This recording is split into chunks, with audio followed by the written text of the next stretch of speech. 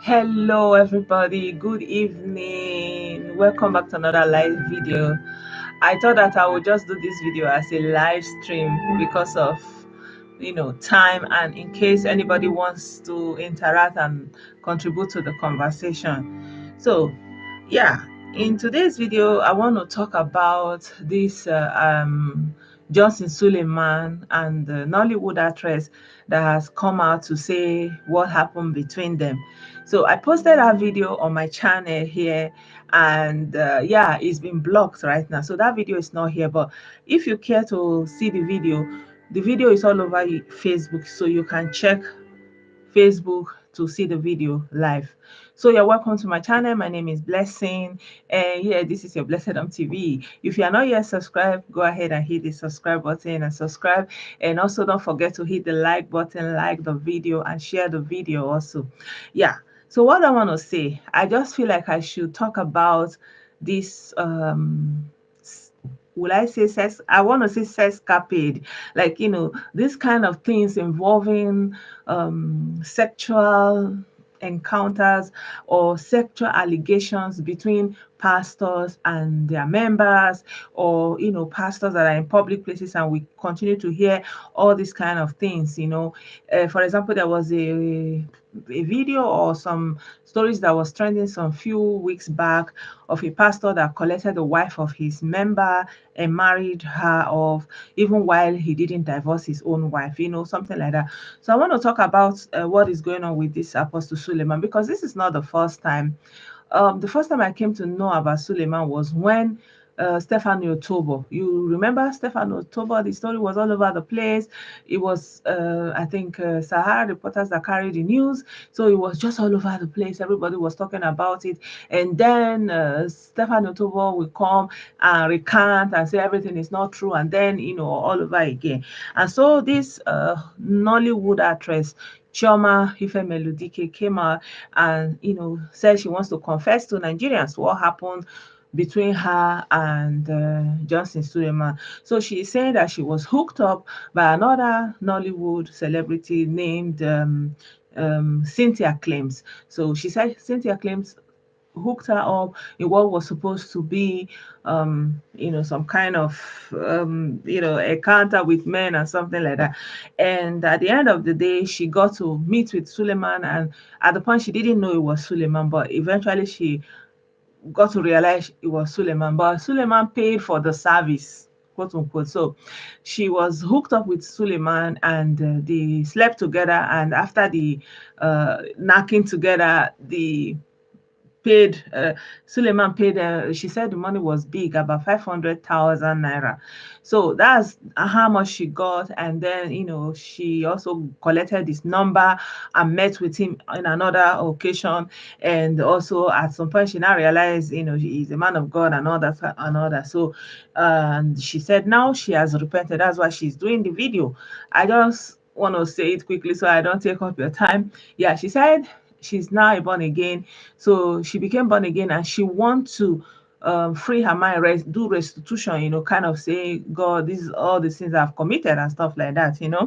So there are so many ways people are looking at this thing. People are saying, okay, is it only Suleiman that you have hooked up with? So why did you stop there? Why didn't you write all the other people that you have hooked up with and they have paid you? Why is it only Suleiman? Because if you say you hooked up with Suleiman, that does it mean it was only Suleiman that you have all hooked up with? And again, because for example, for somebody to say they are hooking you up, it means you are somebody that has been hooking up before. So, why stop at Suleiman? That's the main argument people have. And secondly, because it was consensual, it's not like she was forced. It's not like it happened at the premises of the church, or in a Christian environment. It happened on a completely social arrangement. It was not forced. And, he came there and paid for the services he got. So obviously this is a moral issue. is a pastor supposed to be involved in something like that? I think this is what it is for a lot of people. Like, okay, fine. This is just a contractual arrangement. He got the service, he paid for it. So now, what are we looking at? It's a moral question.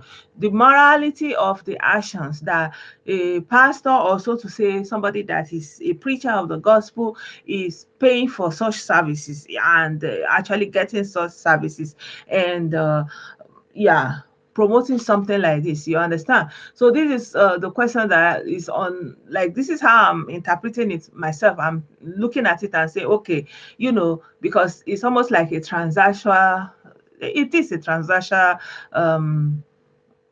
business, let me say.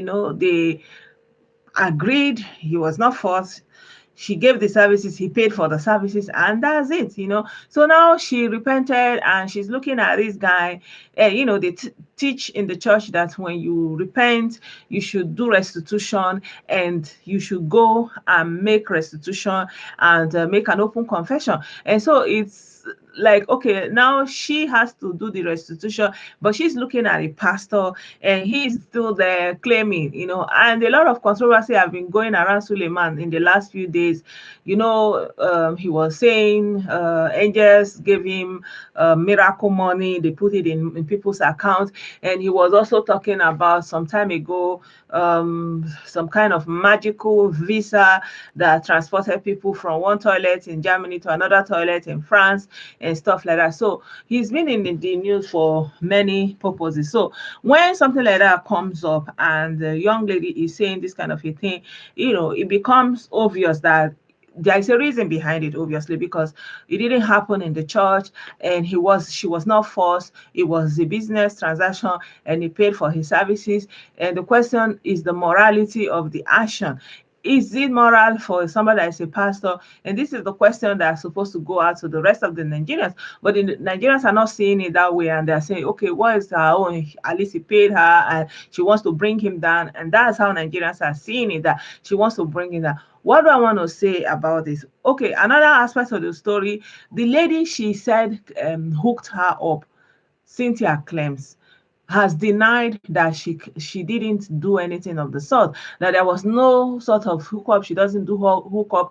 And this Chioma, this actress that is accusing, pointing finger at Suleiman, is saying that if need be, she's ready to go to court. But the Cynthia claims she was saying hooked her up, did the hooking up, and she hooked up with Suleiman, says nothing like that happened. So Chioma is saying, let me even read what she said. She's saying, thank God you at Linda claims is talking legal, and that's a good way to hold you to an oath of truth before God and man. I have struggled within me for years, I am fulfilled that I finally came out with the truth, and by the special grace of the Almighty God, the Ancient of Days, the Holy One of Israel, more truth will come, and the name of God shall not be mocked. As an activist and a woman that's got immense devotion and love for God, I refuse to remain silent and watch millions of souls march to perdition. Never. I am free. I am saved. So this is what she wrote. I'm reading to you. This is what this lady wrote in reply to the lady that is denying that she ever hooked her up to Suleiman. So first of all, I just want to say that I keep saying this. For the fact that somebody said is a pastor doesn't mean that the person is no longer human. You understand me? So we should always recognize that human part in that person. We should never. And this boils down to the father. As a father, as a parent, as a husband, we must protect ourselves. We must protect ourselves. We must. You don't leave things on open face and say, oh, he's a pastor, he's a reverend, do what you have to do. If something is important to you, protect it. And for her to be coming out to be saying this and saying it's restitution, I don't know. I feel like there is more to it. Maybe there is a hurt somewhere that needs to be opened, because if she's saying she was hooked up with him and just on the basis that he's a pastor, obviously she's trying to let people know this man is a fake pastor. That's the point. She's trying to say this man is fake. This man is fake. Stop believing him. Stop trusting him. Look at what he's doing. And I feel like this is not the first time something like this is coming up against this man. So many people are coming up and saying the same thing. So for many women to be pointing at this kind of thing regarding this pastor, it means that there is an element of truth in there. It means that this pastor has a problem there in this down below, that he is not in very, very good control of that part of his body. So even if you are somebody that like his preaching, you like to go to his church, it's important for you to not take for granted that something like this is being said.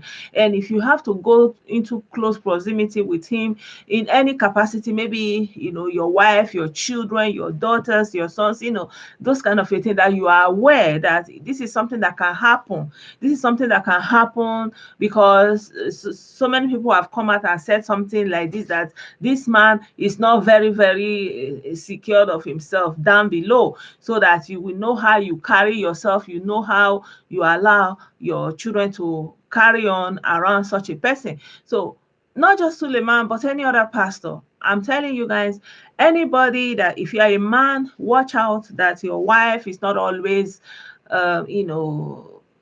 taking to people just because they are pastor, in too much high esteem, being in church the whole day, doing IVGs, all those kind of a thing. You just have to be more proactive, more protective of your family. And if you are a man also, because men are also subject to some of these things. So you have to be wary of all the things that you open up, marriage problems and all those things. Although pastors are people we take in trust, but when questions like this always come out, we have to be careful.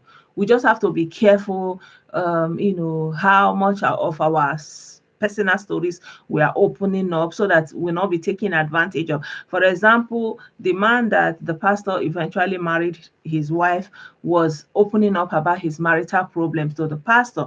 So, the pastor took advantage of that. You understand me? So this is just one example. I'm not saying that Suleiman is like this, but this is just one example. I feel like just because somebody said they're a pastor doesn't mean you should lose your guard. You should be, very, very, very conscious of the fact that these people are still humans and they can make human mistake. And, you should be more protective if something regarding protecting your daughters, protecting your wife, protecting your young sons, against any kind of sexual any kind of violation. Just try to be protective. That's just what I want to say. But for Chioma and this lady that is accusing Suleiman, I just want to say that for me, I feel like it's a business transaction, because it didn't happen in a Christian setting. It didn't happen in the church setting. So it's a question of morality and saying he's not a man of God. He's a fake person. He's not the believer that he claims to that he is. So he's not trustworthy. This is just what she's trying to put across. Are the members going to take this? I'm very sure that a very, very, very, very slim chance that something like that will sell, because many people will come to his defense. It's just like what happened, this Biodu Fatoyimbo and that lady, you understand, that came out also, Bisola. I don't remember the name now. So when something happens between you and somebody that is a pastor, and you are a female, the people are still going to stand up with the pastor, so it doesn't matter what the person is saying. And the population are going to say, you want to bring him down, you just want to castigate him and that kind of a thing. So I'm just saying that for me personally, I feel like it was a transaction. It's almost like a business transaction. It happened outside of church premises. It didn't have anything to do with church with it. It's just that she recognized him and said, oh, this man. And then because she's saying only him, it leaves a question mark, and people are saying, oh, what about all the other people and all those kind of a thing. But for me personally, what I take away from this is, as a mom, I protect my children. just because people say that they are pastors, or people call themselves bishop or man of God, doesn't mean I should lose my guard and not be self-conscious of what I'm allowing somebody to get access to for me, for my children. And I feel this is just what we should take the, like, is writing a question mark on the personality, on the integrity of this man, again, because it's not the only one. So it is left for the members to take a pinch of salt in how they are dealing with him going forward, and how much they are trusting him, and how much, you understand, they are taking him as their spiritual guardian, because the lady is trying to tell them that this man is not a true pastor. So it is left for everyone that is his member, that listens to him, to make of it what they will. But for me personally, I feel like she is coming from an angle of morality, and yeah, she has not been violated, she has not been taken advantage of, because it was something she consented to, and she was settled, and she was happy with the money she got, and case closed. If it was not Suleiman, I don't think this would have been an issue. If it was not a public personality, I don't think this would have been an issue. If it ended up to be somebody that is not a notable person, I don't think it would have been an issue. But I'm just saying that in reference, in general, that families, young couples, everybody should just be careful with how and who they call pastor, who they go close to, who they leave the things that are precious to them, their children, their wife, their husband, just kind of a thing. Just be more aware that things may not be as they seem that they are. Just a precautionary principle for me. I will say, just be precautious, because you cannot tell anybody that your pastor is fake and they will take it. No, nobody will take that. But you can tell somebody, be cautious when the kind of things you allow. Just because somebody is a pastor doesn't mean that they are no longer human. There's still that human element there, and be conscious of it. You understand me? So yeah, I think this is basically what I wanted to say about it. For Suleiman, I believe, I don't know, he should take it easy. He should take this thing easy. He should take it easy. He's not the only one, He's not the only pastor. Every day, only him, his name will be raining everywhere. It's not something that somebody can compliment him with, And he's very, very aggressive the way he's going about it, pulling down people's channels, arresting people and stuff like that. So you should take it easy. That's just what I'm saying. You should take it easy. For me personally, I believe in personal responsibility. So it's her personal responsibility. She feels she has to do that kind of public restitution. It's up to her. And yeah, if Suleiman feels he wants to defend himself, it's up to him. But for the general public, just look at it and take it for what it is. Make of it what you will. Protect yourself, protect your children, protect your family members, and guide your heart, guide your personality, guide your life, guide your secrets, guide everything that pertains to you, because it can easily be exploited and used against you. You understand me? So yeah, thank you so much. I don't know if I miss anything, but you can always put your comment in the comment section. Let me know what you think. Do you agree with me? And yeah, do you think that she's right the way she has gone public with this thing like this? Yeah, let me know what you think, and don't forget to subscribe to my channel, click the like button, like the video, and yeah, I'll see you very soon in another video. Bye for now. Bye.